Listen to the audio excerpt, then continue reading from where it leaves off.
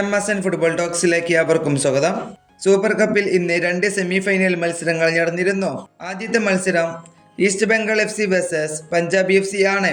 ഇന്ന് east Bengal FC 3-1 എന്ന സ്കോറിന് പഞ്ചാബ് FCയെ പരാജയപ്പെടുത്തിയിരിക്കുകയാണ്. അങ്ങനെ ഈസ്റ്റ് ബംഗാൾ FC ഫൈനലിലേക്ക് പ്രവേശിച്ചിരിക്കുകയാണ്.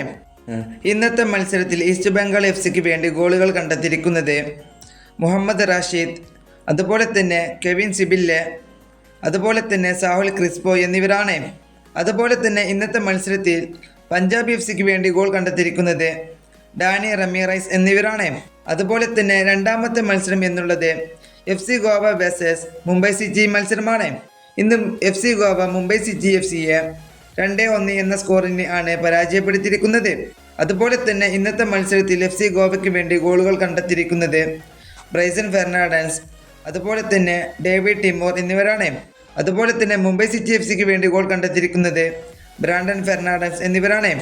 അതുപോലെ തന്നെ FC ഗോവ സൂപ്പർ കപ്പിൻ്റെ ഫൈനലിൽ പ്രവേശിച്ചിരിക്കുകയാണ്. ഇനി ഡിസംബർ 7 ഈ ഫൈനൽ മത്സരം നടക്കുന്നത്. ഇതിൽ ഏറ്റുമുട്ടാൻ പോകുന്നത് ഈസ്റ്റ് ബംഗാൾ FCയും FC ഗോവയും തമ്മിലായിരിക്കും.